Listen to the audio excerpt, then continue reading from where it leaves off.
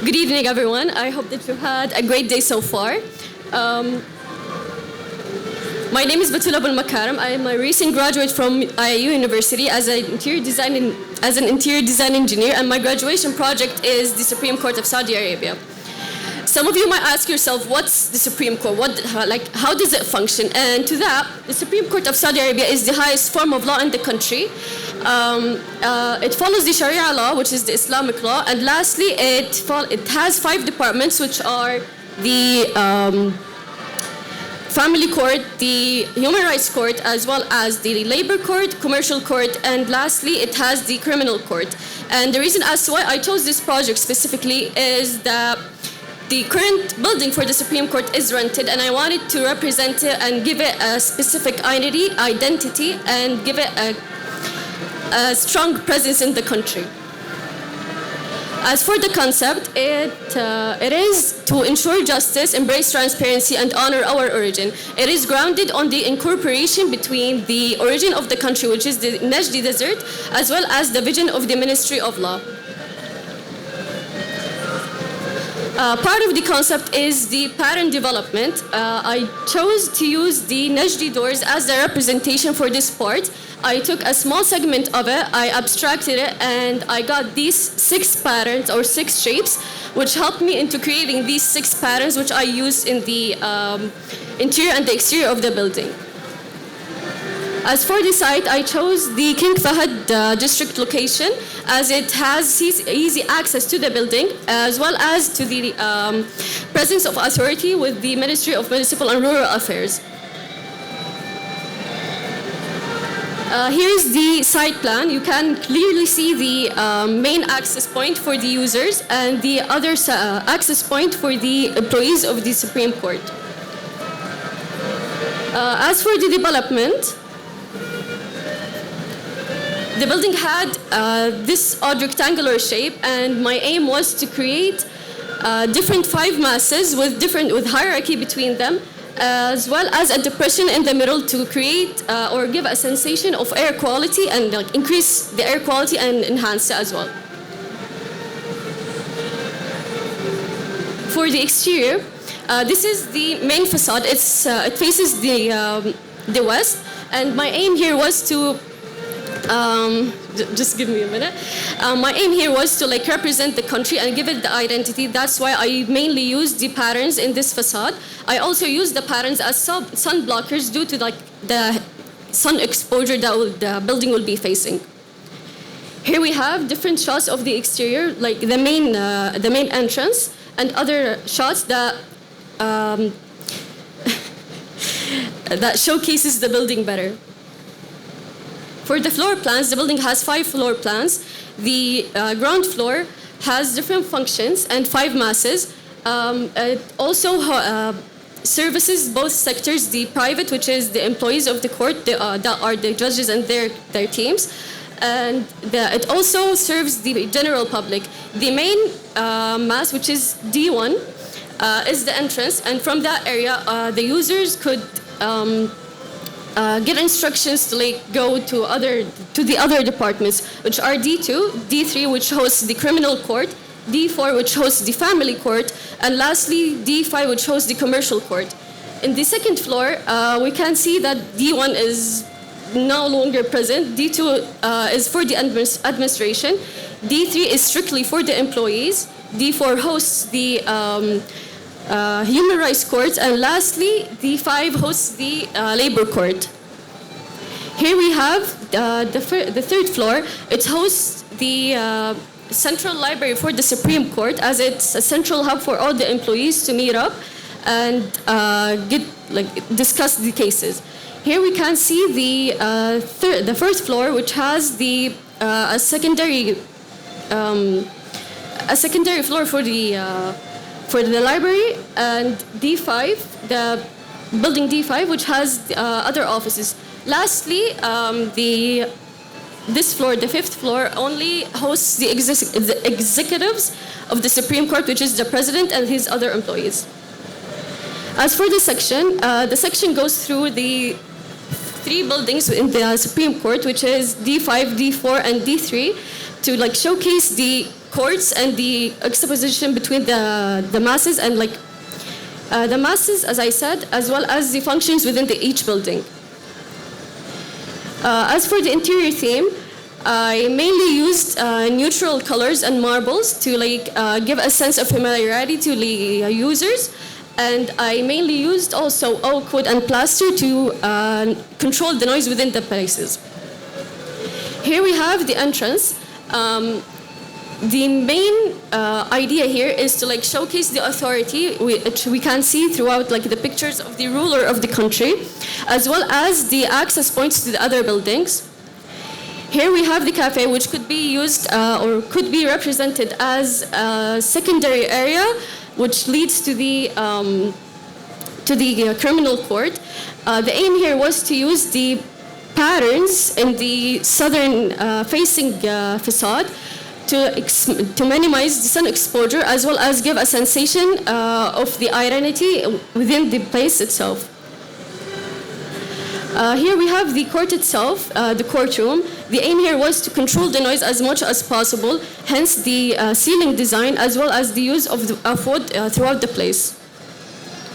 Here we have the library. As I said, the library could be it serves as a central hub. It has multiple functions, including an audio and visual room. It has multiple two floors and multiple functions, as I said, and you can see the multiple functions throughout the section. Lastly, we have the judge's office. It is a simple representation of what could a judge office be.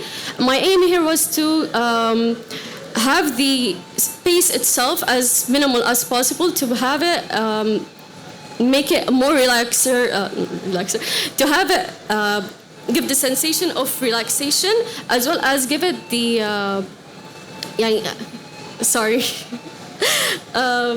my aim here was to have this area be as minimal as possible and as formal as possible for the judges to have meetings with their peers, and for them to be relaxed here. And thank you for listening. Well done. Thank you so much, Batul. This applause is for you.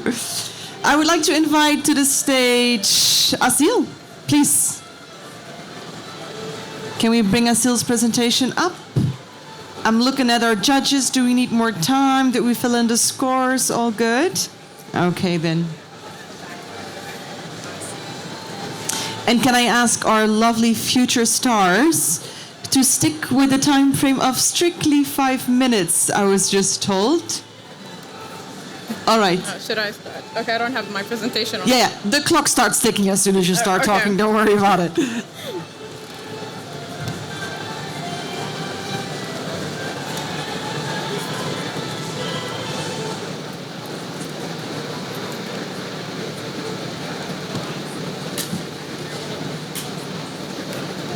All right.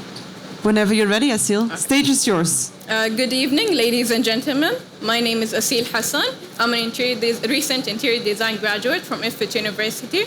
And today I'm excited to share with you my project titled Innuendo, Introverts Mixed Use Hotel. So what exactly is my project? Innuendo is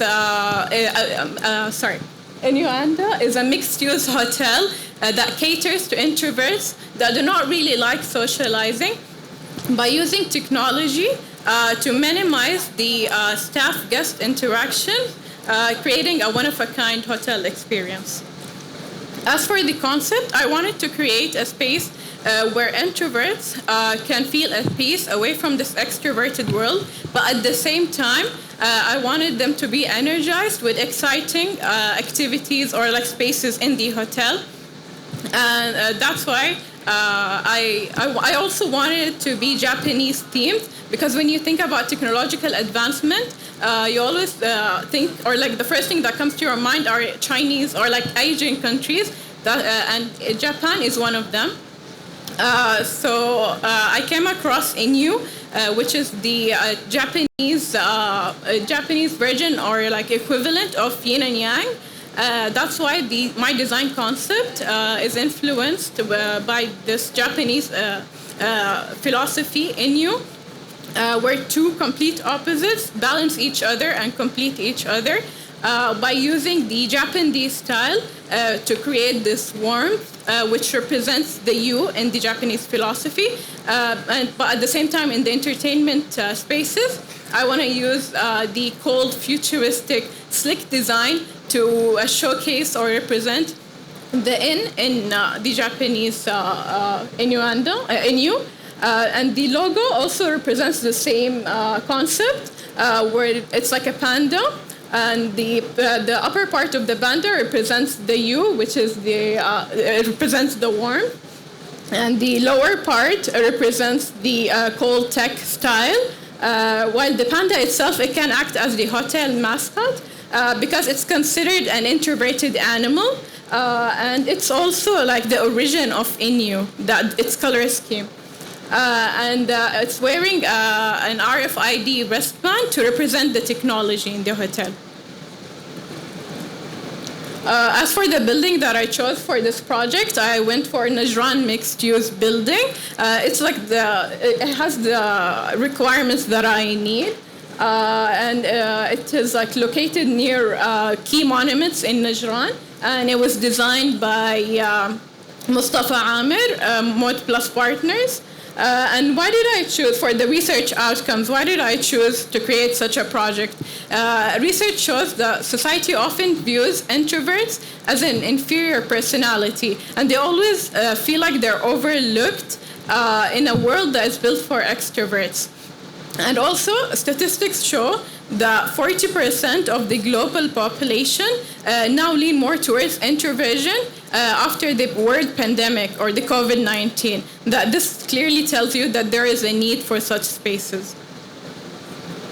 This is the zoning and the furniture used and the floor plans. In here, the building is divided into five floors. The ground and the first floor is mainly for the unmanned retail stores, the cafe, and the dining and the entrance of the hotel.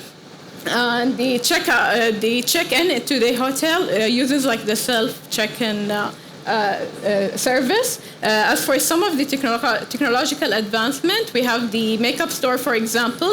It uses a Make Me Up navigator, which you can place the product test on it, or testers, and it gives you information about the product.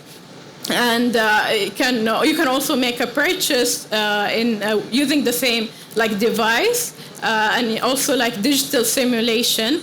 Then you can make the purchase or get the product from vending machines available in the makeup store. And for example, in the dining, they use like robot waiters as well as conveyor belt to serve the guests.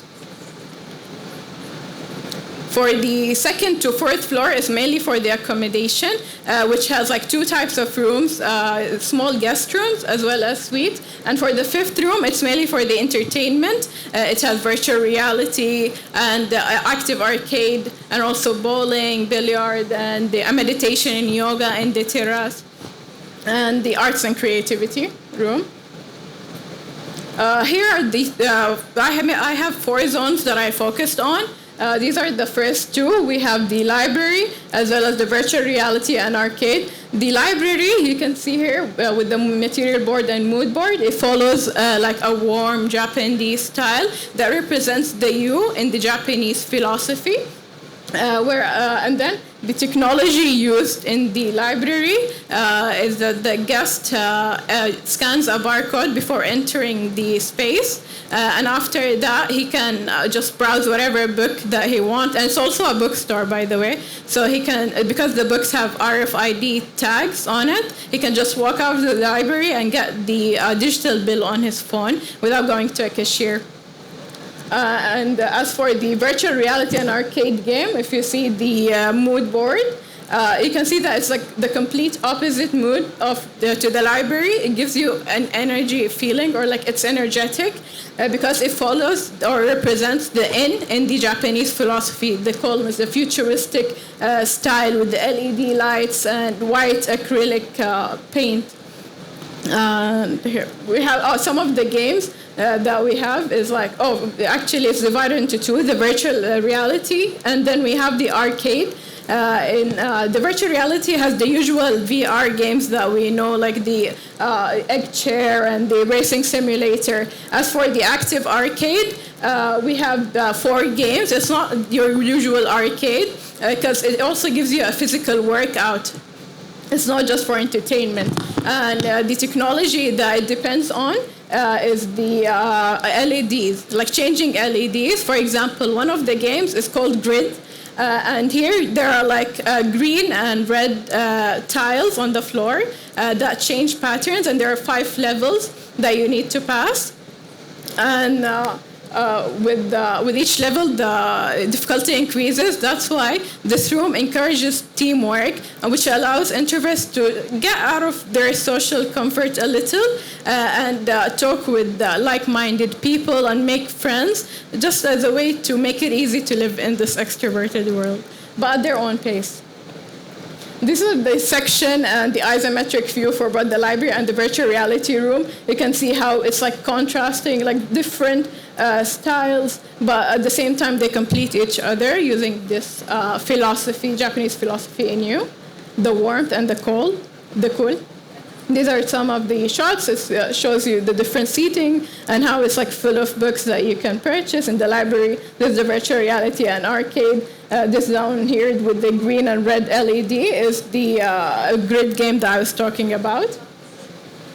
Okay, these are the final 2 zones that I did. We have the cafe and the suite. For the cafe, it also follows a similar concept to the library with the calm, peaceful space with the Japanese style.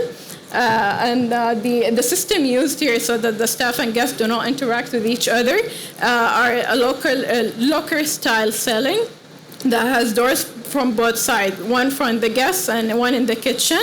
And the guest enters, orders from the self-ordering machine, and then the kitchen gets the order, after it's finished, they put it in the locker, close it, and then the guest gets a notification on his phone telling him that the order is ready, and he can pick it up from the locker from the other side.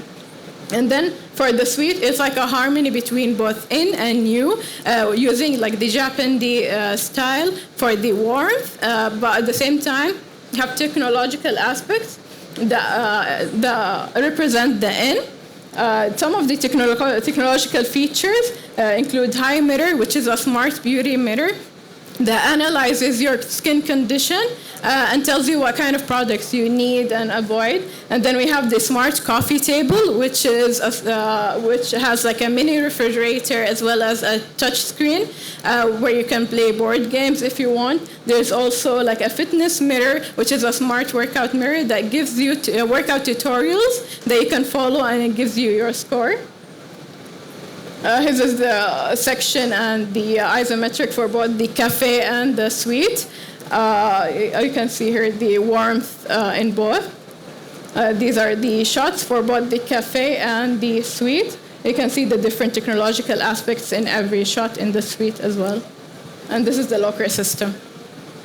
Thank you. Thank you, Asil. Thank you so much.